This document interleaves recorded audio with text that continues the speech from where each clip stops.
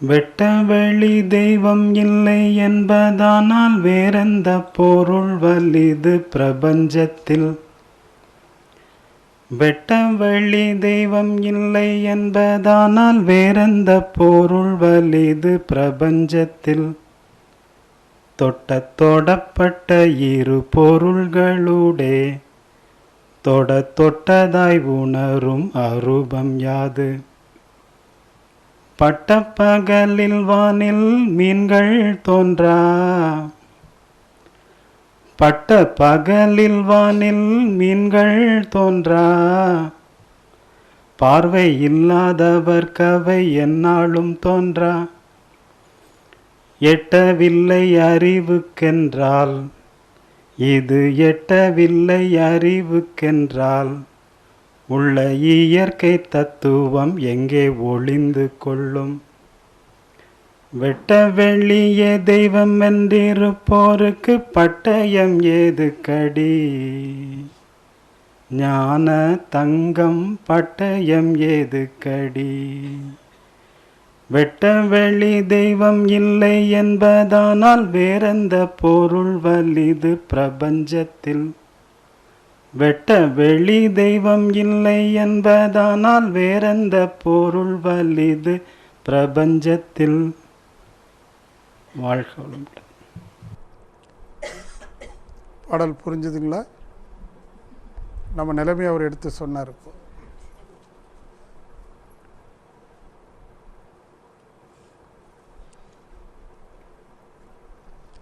அந்த வெட்டவெளி ரகசியம், பரம ரகசியம்,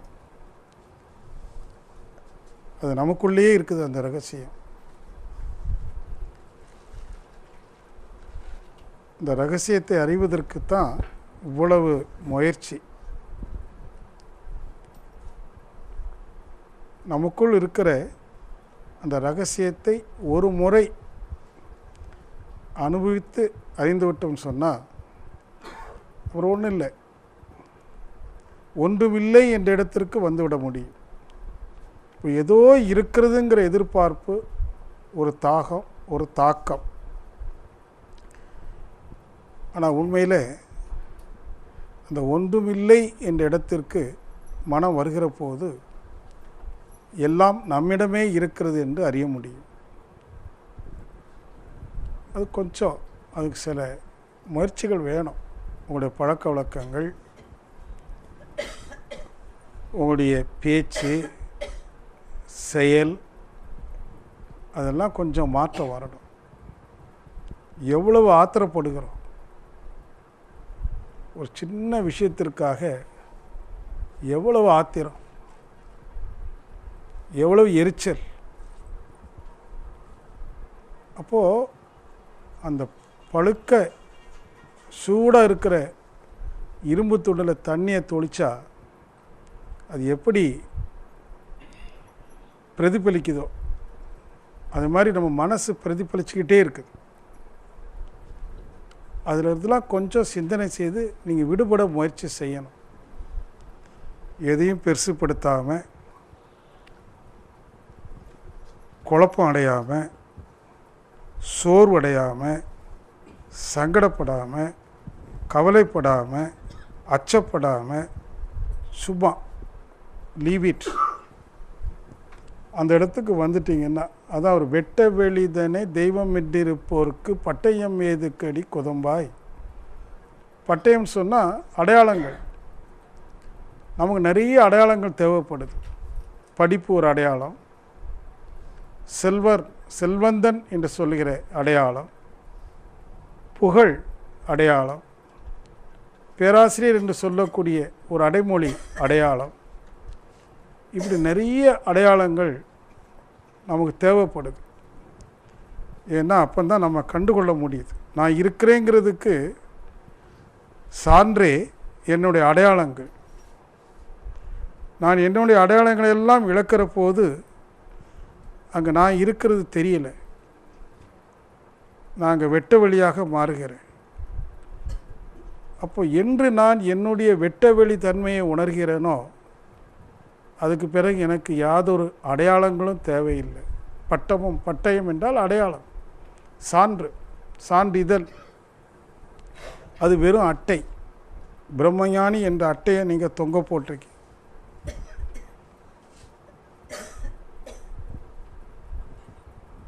அது சிந்தனையின் மூலமாக அந்த இடத்துக்கு நாம் உயரணும். வெட்ட வெளிதனை தெய்வம் என்றிருப்போர்க்கு பட்டயம் ஏதுக்கடி குதம்பாய். அப்போ அதுக்குள்ள சில முயற்சிகளை நாம் எடுக்கணும். நான் வெட்ட வெளிதான் என்பதை உணர்வதற்கு, அந்த வெட்ட வெளியை மறைத்து கொண்டிருக்கிற தோற்ற பொருளை கடந்து செல்வதற்கு சில நுண் அறிவு நமக்கு வேணும்.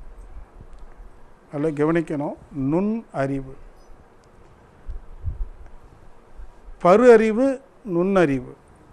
பருப்பொருளை பற்றிய அறிவுக்கு பருப்பொருள் அறிவு என்று சொல்கிறோம்.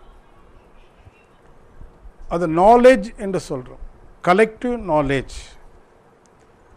புத்தகங்கள் மூலமாக, கல்வியின் மூலமாக பெறுகிற அறிவு நாலேஜ், கலெக்டிவ் நாலேஜ். நுண் அறிவு என்பது, நுண்ணி அறிவு என்பது அது தானாக வரக்கூடியது. அது கற்று வரக்கூடியது அல்ல, பட்டு வரக்கூடியது. அந்த நுண்ணறிவு வந்த பிறகு தான் நுண் உடலை நாம் அறிய முடியும். நமக்கு பரு உடல் இருக்குது, நுண் உடல் இருக்குது. 3 உடல் நமக்கு உண்டு. ஒன்று இப்போ பார்க்கக்கூடிய ஃபிசிக்கல் பாடி, இதை பரு உடல் என்று சொல்கிறோம். இந்த பரு உடலுக்குள்ளாக சூக்கும உடல், அஸ்ட்ரால் பாடி, அதாவது கோடான கோடி உயிர் துகள்கள் ஒன்றிணைந்து உடலை எல்லையாக கொண்டு சுழன்று இயங்குது பாருங்க. அதற்கு சூக்கும உடல், அஸ்ட்ரால் பாடின்னு சொல்கிறோம். அந்த நுண் துகள் தன்னைத்தானே சுழன்று காந்த ஆற்றலை உடல் முழுவதும் பரப்பிக்கொண்டே இருக்குது. அப்போ உடல் முழுவதும் காந்தமும் இயங்கி கொண்டிருக்கு. அதற்கு கேஷுவல் பாடி, பிரணவ சரீரம்னு சொல்கிறோம், அல்லது காந்த உடல். இப்படி 3 உடல் இருக்குது. பரு உடல், சூக்கும உடல், இன்னொன்று காந்த உடல் அல்லது பிரணவ உடல். இப்போ இந்த உடலை பார்ப்பதற்கு சாதாரண இந்த கண் போதும். ஆனால் இதுக்குள்ளே இருக்கிற சூக்கும சரீரத்தையும் பிரணவ சரீரத்தையும் பார்ப்பதற்கு நுண் அறிவு வேணும். அந்த நுண்ணறிவை கொண்டு அந்த சரீரங்களை பார்க்கிற ஆற்றல் வருகிற போது அந்த உடலை எங்கே வேண்டுமானாலும் செலுத்தலாம். இப்போ இங்கேருந்து நாம் டெல்லிக்கு போகணுன்னா ரயிலில் ஏறி இந்த உடல் ஏறணும், பரு உடல். அப்போ தான் டெல்லிக்கு போக முடியும். ஆனால் இந்த உடலை எடுத்து கொண்டு செல்லாமல் டெல்லிக்கு போக முடியும். நம்முடைய பிரணவ சரீரத்தை அனுப்ப முடியும். அது எப்போ சாத்தியப்படும்? நுண் அறிவு வேணும். நுண் அறிவு என்று சொன்னால் ஒடுங்கி நிற்கிற பெனிட்ரேட்டிவ் மைண்டுன்னு சொல்கிறோம், ஊடுருவி பார்க்கிற அறிவு. அப்போ அதற்கு தவத்தில் சில யுக்திகள் யோகிகள் கொடுத்துருக்காங்க.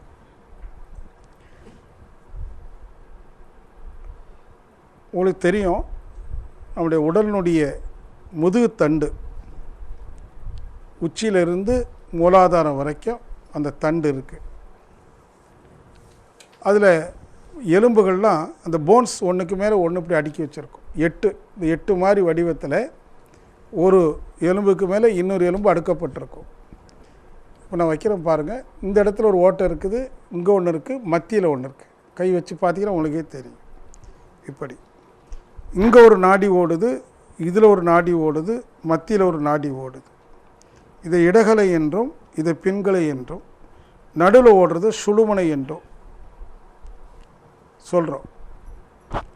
சாதாரணமாக நாம் மூச்சு தானாக ஓடிட்டுருக்கிற மூச்சை கவனிச்சிங்கன்னா ஏதாவது ஒரு தூரம் வழியாக தான் மூச்சு ஓடும். இப்போ வலது நாசி வழியாக ஓடுதுன்னா அது பின்கலை ஓட்டம். அந்த நேரத்தில் தந்தையினுடைய உயிர் ஆட்சி. சில நேரத்தில் பார்த்திங்கன்னா இடது நாசி வழியாக ஓடும், தாயினுடைய ஆட்சி. தந்தை தாய் உயிர் இருக்குது. அதில் எந்த உயிர் அந்த நேரத்தில் டாமினேட் பண்ணுதோ அதுக்கு தக்கவாறு மூச்சு மாறி மாறி ஓடும். ஆனால் தியானத்தில் அமர்ந்தீங்கன்னா சிறிது நேரத்தில் 2 நாசி வழியாகவும் மூச்சு ஓட ஆரம்பிக்கும். அப்போ என்ன ஆகும், உடலுக்குள்ளாக இருக்கிற ஆண் உயிரும் பெண் உயிரும், அதாவது தந்தை உயிரும் தாய் உயிரும் சமமாக வேலை செய்யும். ஒரு உண்மை நான் சொல்கிறேன் உங்களுக்கு, எந்த ஆணும் 100க்கு 100 ஆண் இல்லை, எந்த பெண்ணும் 100க்கு 100 பெண்ணும் இல்லை.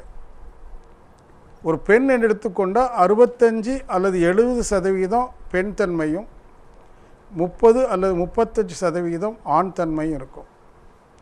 அவர் ஆண்கள் என்று எடுத்துக்கொண்டீங்கன்னா 65-70% ஆண் தன்மை, 30% பெண் தன்மை இருக்கும். அப்போ என்ன, ஒரு இம்பேலன்ஸ்டு ஸ்டேட், சமநிலை இல்லாத ஒரு இயக்கம் உள்ளே இருக்குது. இப்போ ஒரு ஆண் இருக்கிறாருன்னு சொன்னால் அவர்கிட்ட 70% ஆண், 30% பெண். இதை சமப்படுத்தணுமானா இன்னொரு 40% பெண் தன்மை வேணும். அதனால்தான் ஒரு ஆண் பெண்ணை கண்டதும் கவரப்படுகிறான், அல்லது ஒரு பெண் ஆணை கண்டதும் கவரப்படுகிறாங்க. ஏன்னா அதை சமநிலைப்படுத்தணும். அப்போது சமநிலைப்படுத்த வேண்டும்னா ஆண் பெண் நட்பு, ஆண் பெண் உறவு வேணும். இது லௌகீக வாழ்க்கையில் இருக்கிற ஒன்று. ஆனால் உடலுக்குள்ளாக அந்த விகிதாச்சாரம் வித்தியாசமாக இருக்குது. எப்போ 2 தூரவழியும் மூச்சு ஓடுதோ அப்போ அது சமநிலை அடையும். அப்போ தியானம் பண்ணுகிற போது 2 நாசி வழியாகவும் மூச்சு ஓடும். அந்த 2 நாசி வழியாகவும் மூச்சு ஓடும்போது சுழுமுனை நாடியில் மூச்சு ஓட ஆரம்பிச்சிடும். இடகலை பெண்களைன்னு இல்லாமல் சுழுமுனை நாடியில் மூச்சு ஓடும். இதை நாம் என்ன செய்கிறோம், அட் வில் இந்த நாடி சுற்றி அல்லது தண்டுவட சுற்றி, இந்த தண்டுவட சுற்றி செய்கிற போது நாம அட் வில் மூச்சை இழுத்து விடும்போது அந்த சுழுமுனை நாடியில் மூச்சு ஓடும். என்றைக்கு அந்த பிராணசக்தி சுழுமுனையில் ஓட ஆரம்பிக்குதோ, அந்த ஓட்டம் ஓடிக்கிட்டே இருக்கிறத கவனிச்சிங்கன்னா அந்த பிரணவ சரீரம்னு சொன்னோம் பாருங்கள், காந்த உடல், அது தானாக திணிவு பெற்று சுழுமுனையை அடையும். உடலுக்குள்ளே இருக்கிற பிரணவ சரீரம், இந்த உடல் அளவுக்கு இருக்கிற பிரணவ சரீரம் திணிவு பெற்று சுழுமுனை நாடியில் ஒரு கம்பி போல அமையும். முடியை விட சன்னமாக ஒரு இன்டென்சிஃபைடு எனர்ஜி அது வர ஆரம்பிச்சிடும். அப்போ அதை நீங்கள் ப்ராக்டிஸ் பண்ணும்போது அது எப்படின்னா, மூலாதாரத்திலிருந்து உச்சிக்கு மூச்சை நாம அட் வில் இழுத்து விடணும். மெதுவாக மூலாதாரத்துக்கு மூச்சு இழுக்கிறோம், உச்சிக்கு போகிறோம், மூச்சை விடுறோம், மூலாதாரத்துக்கு போகிறோம். இப்படியே ஒரு 10-12 முறை செய்கிற போது அந்த நேர்கோட்டில் பிரணவ சரீரம் திணிவு பெறும். இன்டென்சிஃபைடு எனர்ஜின்னு சொல்கிறோம், திணிவு பெற்ற சக்தி, காந்த சக்தி. அப்புறம் அந்த நேர்கோட்டை நினச்சிக்கிட்டு அடுத்தால என்ன செய்கிறோம், மூச்சை இழுக்கிறோம், அந்த சக்தியை உடலளவுக்கு விரிய விடுறோம், அதனுடைய இயல்பு நிலைக்கு விரிய விடுறோம். மூச்சை விடுறோம், பலபடி கோட்டளவுக்கு சுருங்குறோம். இது எப்படின்னு கேட்டிங்கன்னா, ஒரு ரப்பர் பேண்டை ஸ்ட்ரைட்டாக பிடிச்சிட்டு 2 பேர் ஒரு ஆளை பிடிக்க சொல்லிக்கட்டும். நீங்கள் உங்கள் பேரில் அந்த ரப்பர் பேண்டை பிடிச்சி இப்படி இழுத்துட்டு விடுறீங்க, இழுக்கிறீங்க, விடுறீங்க. அதே மாதிரி பாவனை செய்கிறீங்க. மூச்சு இழுக்கும்போது உடலளவுக்கு காந்த உடல் விரியுது, மூச்சை எடுக்கும்போது சுருங்குது. அப்படி ஒரு 3-4 முறை பழையபடி அந்த கோட்டிலேயே மனசு நிற்கிறோம். மீண்டும் ஒரு 3 முறை உச்சிக்கு போகிறோம், மூலாதாரத்துக்கு வரோம். அதாவது இந்த பிராணன் மூச்சு இருக்கே, அந்த பிராண ஓட்டம் எப்படி இருக்கோ அப்படியே பிரணவ ஓட்டமும் வரும். பிரணவ சரீரம் சொன்னால் காந்த உடல், ஜீவகாந்தம்னு சொல்கிறோமே, உடலை எல்லை கட்டி கொண்டு இருக்கிற காந்தம், அதை திணிவு பெற செய்கிறோம் கோட்டளவுக்கு. அப்புறம் கொஞ்சம் விரித்து விடுறோம். ஏன் அதை செய்கிறோம்னா, அப்படி செய்கிற போது நம்முடைய நுண்ணறிவு காந்த உடலை பார்க்க ஆரம்பிக்கும். அந்த காந்த உடலுடைய அதிர்வை உணர ஆரம்பிக்கும். அந்த உணர்வு வந்ததுன்னா நீங்கள் அப்படியே உட்காந்துட்டு அந்த முதுகு தண்டிலேயே மனசை வச்சுட்டு மெதுவாக மூச்சு இழுக்கிறது விடுறது, மூச்சு இழுக்கிறது விடுறது அப்படின்னு கொடுத்தீங்கன்னா அந்த பிரணவ சரீரம் ஒரு கம்பி போல் ஃபார்ம் ஆகிடும். அப்புறம் என்ன பண்ணுறோம், மூச்சை எடுத்துக்கிட்டே சக்தி களம் ஒரு க்ஷணத்தில். பிரணவ சரீரத்துக்கு ஒரு தன்மை என்னன்னா, உச்சிலிருந்து ஜஸ்ட் 1 இன்ச்சு வெளியில் வந்துட்டால் போதும், வெளியில் வான்காந்தம் இருக்குது பாருங்கள், அதோட மெர்ஜ் ஆகிடும். இந்த ஷீட்டு, சின்ன பசங்க இந்த ஷீட்டில் வீடு கட்டுவாங்க பார்த்துறீங்களா, அடுக்கடுக்காக கட்டிட்டு ஒரு ஷீட்டை தட்டுவாங்க, என்ன ஆகிடும், எல்லாம் கடகடான்னு வந்துடும். அதே மாதிரி இது 1 இன்ச்சு வெளியில் வருமானா வித்தின் நோ செகண்ட் சக்தி களமாக மாறிடும். இதை ப்ரொஜெக்ஷன் ஆஃப் ஆரா என்று சொல்கிறோம். ஆரா எக்ஸ்பேன்ஷன். ஆரான்னு சொன்னால் அந்த பிரணவ சரீரம். ஏற்கனவே நம்ம ஸ்கின்லேருந்து கொஞ்சம் பார்த்திங்கன்னா வெளியில் நமக்கு ஒரு இடம் இருக்குது. அது என்ன, எப்படி புரிஞ்சுக்கலாம், இந்த பவர் லைன் போகுது இல்லையா, எலக்ட்ரிக்கல் பவர் லைன், அந்த பவர் லைனை சுற்றிலும் எத்தனையோ அடிக்கி மின்காந்த அலை இருக்குமா, கவனிச்சு தெரியுமா உங்களுக்கு? அது கீழே வீடு கட்டக்கூடாதுலாம் சொல்லுவாங்க. அதை சுற்றிலும் மின்காந்த அலை இருப்பது போல் நமது உடலை விட்டு ஒரு 1/2 இன்ச்சு 1/4 இன்ச்சுக்கு பிரணவ சரீரம் ஏற்கனவே ப்ரொஜெக்ட் பண்ணி தான் இருக்குது. அதை இன்னும் நம்ம கொஞ்சம் தூக்கும்போது அது வான்காந்தத்தோடு மெர்ஜ் ஆகிடும். அப்படி மூச்சு இழுத்துக்கிட்டே சக்திகளும் நினச்சிட்டா போதும், பிரணவ சரீரம் உயரும். மூச்சை விடும்போது மீண்டும் மூலாதாரத்துக்கு வரும். இப்படியே ஒரு 5-6 முறை செஞ்சுட்டு அப்புறம் அப்படியே சக்திகளத்துக்கு போனோம் பாருங்கள், அதோடு நிறுத்திட்டு சக்திகளை நினைவோடு கொஞ்சம் நேரம் இருந்துட்டு அப்படியே படுத்துக்கணும். பண்ணுனா யோக நித்திரை. பொதுவாக நித்திரைக்கும் உறக்கத்திற்கும் என்ன வித்தியாசம்? உறங்கும்போது அங்கே மனம் முற்றிலும் எண்ணங்கள் இல்லாமல் ஓய்வெடுக்கும். உடல் இயங்கி கொண்டிருந்தாலும் மூளையினுடைய சிற்றறைகள் அதிகமாக வேலை செய்யாது, அதுவும் உறங்கிவிடும். ஆனால் நித்திரைன்னு சொல்லும்போது நாம் எந்த உறக்கத்தில் இருந்தாலும் நம்முடைய ஆழ்மனம் விழித்து கொண்டு தான் இருக்கும். ஆனால் ஆழ்மனம் விழிப்பதை புறமனம் தூங்கி கொண்டிருப்பதனால அறிய முடியல. ஆனால் நித்திரைன்னு வந்ததுன்னா, யோகம் என்றால் இனிய நித்திரை, அதாவது நம்முடைய ஆழ்மனம் நமது விழிப்பு உணர்வு விழித்து கொண்டிருப்பதை நீங்கள் உணர முடியும். அது எப்போ உங்களுக்கு அது தெரிய வரும் அடையாளம்? இந்த யோக நித்திரை செய்து செய்து பழகிட்டிங்கன்னா, என்னைக்காவது ஒரு அனுபவம் எப்படி வரும், காலையில் நீங்கள் விழிப்பதற்கு சற்று நேரத்துக்கு முன்னாடி 5 மணிக்கு முழிக்கிறீங்கன்னா ஒரு 4-4:15 மணி வர சமயத்தில் உங்களுடைய ஆழ் மனதிலிருந்து நடுமனதுக்கு வரக்கூடிய வழி, ஏன்னா ஆழ் மனதிலிருந்து நாம் விழிக்கிற சொன்னால் நடுமனம் வந்து கொஞ்சம் அது கனவாக மாறி பழையபடி புறமணத்துக்கு வருகிறோம், விழித்து கொள்கிறோம். அந்த நடுமனதிற்கும் ஆழ்மனதிற்கும் இடைப்பட்ட ஒரு விழிப்பு நிலை இருக்குது. அப்படி ஒரு விழிப்பு அக விழிப்புன்னு சொல்கிறோம். ஒன்று கண் விழிக்கிறது, அடுத்தது மனம் விழிக்கிறது, அதுக்கு முன்னாடி அகம் விழிக்கிறது. அந்த அகம் விழிக்கிற நேரம் நீங்கள் சக்தி களத்தில் இருக்கிறது உங்களுக்கு காட்சியாகும்.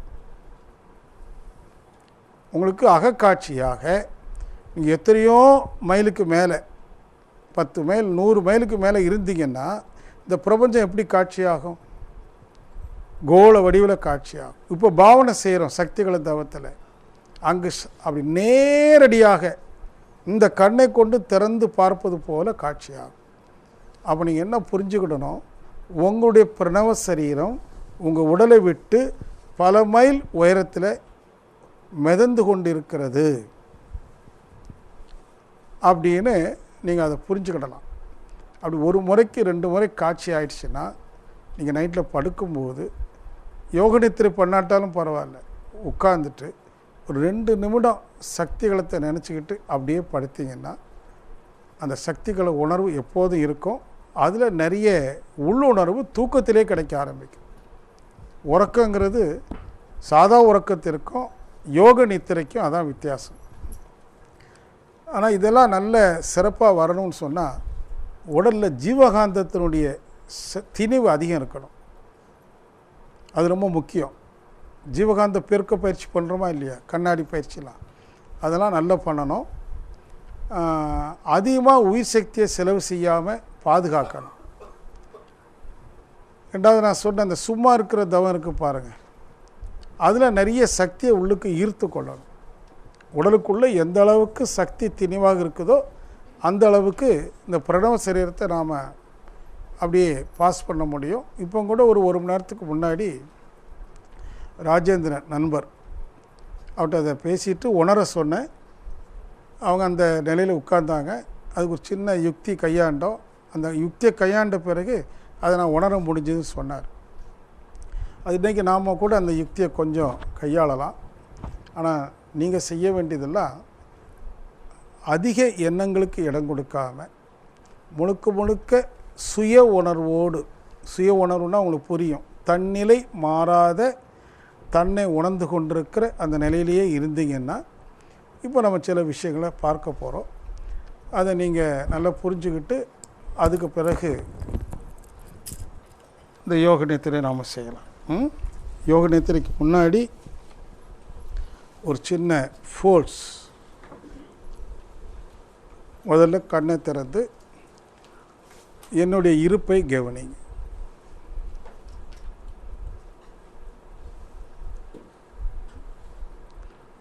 என்னுடைய உடல் இருப்பை கவனிங்க.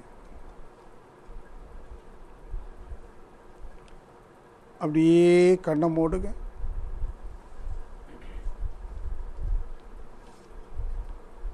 அமைதி, அமைதி, முற்றிலும் எண்ணங்களிலிருந்து விடுபட்டு அமைதியாக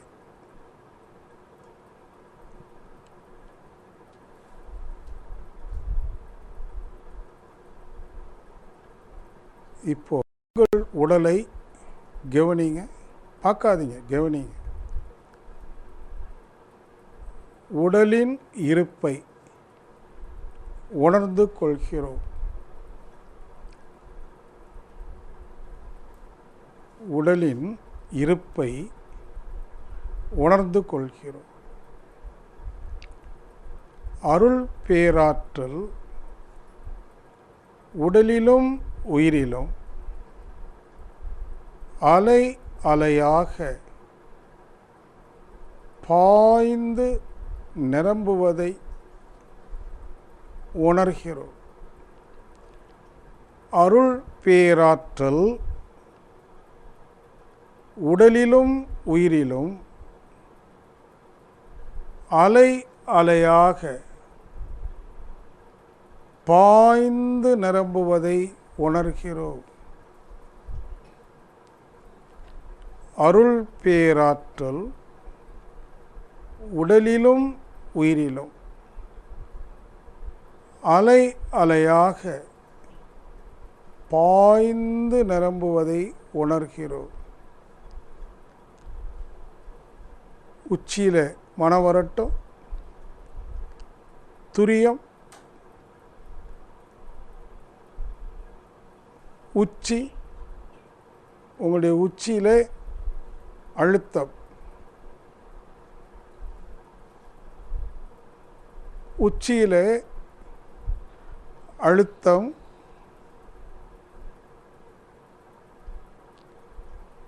அழுத்தம் நல்லா தெரியுது பாருங்க. ஃபோர்ஸ், இறைசக்தியின் சூழ்ந்தழுத்தும் ஆற்றல் உச்சியில் அழுத்தமா, யாரோ கையை கொண்டு அழுத்துவது போல, உங்கள் தலையில் ஆசீர்வாதம் செய்வது போல உணர்வு. உணர்வு உங்கள் ஒவ்வொருவருடைய உச்சியிலும் என்னுடைய கை பாதம் டச் பண்ணுது பாருங்க.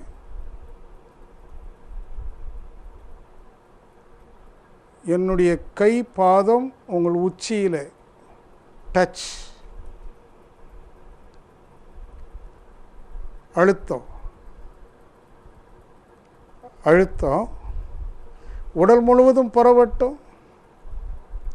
சூழ்ந்தழுத்தும் ஆற்றல் உடல் முழுவதும் பரவட்டும்.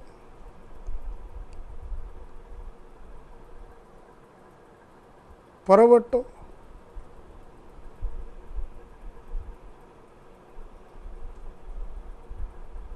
வாழ்க வளமுடன்.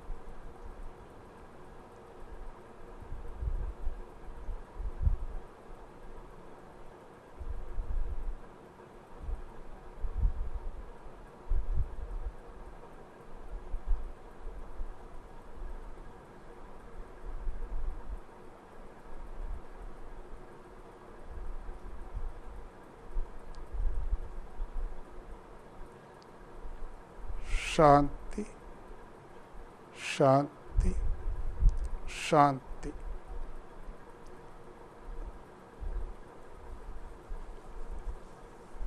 நீங்கள் இப்போ ஒரு யுக்தி கையாண்டோம். இந்த யுக்தி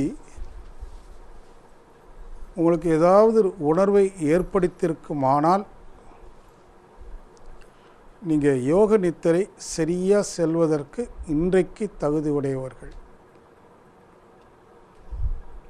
ஏன்னா உங்களுடைய நுண்ணறிவு வேலை செய்துன்னு அர்த்தம். நுண்ணறிவு வேலை செய்திருக்குமானால் உங்கள் உச்சியில் நான் கை வச்சேன் பாருங்கள், அதை நீங்கள் உணர்ந்திருப்பீங்கன்னா நுண்ணறிவு வேலை செய்துன்னு அர்த்தம். உங்களை யாரெல்லாம் உணரலை கொஞ்சம் தைரியமாக கை வைத்தலாமா? உணராதவங்க சும்மா தைரியமாக கை வைத்துக்க, ஒன்றும் தப்பு கிடையாது. அதை எதுவே மறைக்கவே செய்யாதீங்க. நீங்கள் உணரலை, நீங்கள் உணர்ந்தீங்களா? அப்போ கை வைத்திலையே நீங்கள் உணர்ந்தீங்களா? அதுக்கு நீங்கள் உணர்ந்தீங்களா? உணரலை தானே? Very good. உணரலைன்னு சொல்வது தப்பே இல்லை. உணர்ந்திருந்தீங்கன்னா உங்களுடைய நுண்ணறிவு இயக்கத்தில் இருக்குன்னு அர்த்தம்.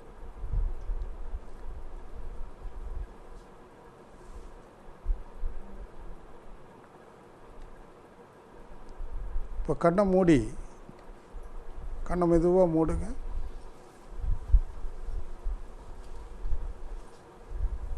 என்னுடைய உடலை நீங்கள் கவனிச்சிங்க.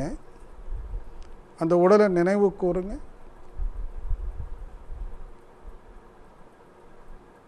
நல்ல நினைவு கூறுங்க.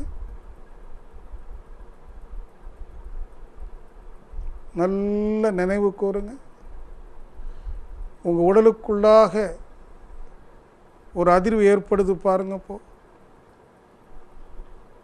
உங்கள் உடலுக்குள்ளாக காந்த களம் அதிர்தான் பாருங்க.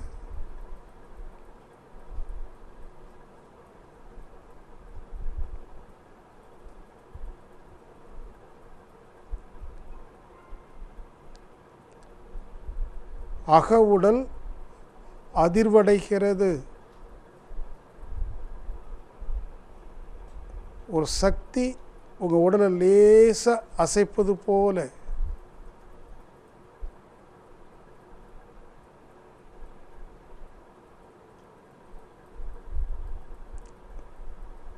உடலை யாரோ மெதுவாக அசைச்சு தள்ளுவது போல ஒரு உணர்வு வருதான்னு பாருங்க.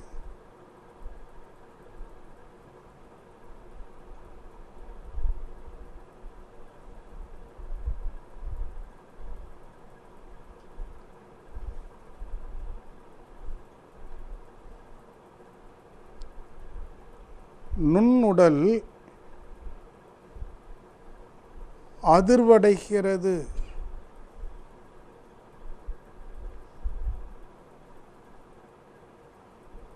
வாழ்க வளமுடன். சாந்தி சாந்தி சாந்தி. இது என்ன யுக்தின்னு கேட்டிங்கன்னா, ஒரு பெரிய மந்திரமோ தந்திரமோ எதுவும் இல்லை. உண்மை அந்த சுத்தவெளியினுடைய இயல்பு தன்னிருக்க சூழ்ந்தெழுத்து மாற்றல். இப்போ அந்த சுத்தவெளிக்கு தன்னிருக்க சூழ்ந்தெழுத்து மாற்றல் இருக்கு. எங்கே இருக்குன்னு சொல்லலாமா?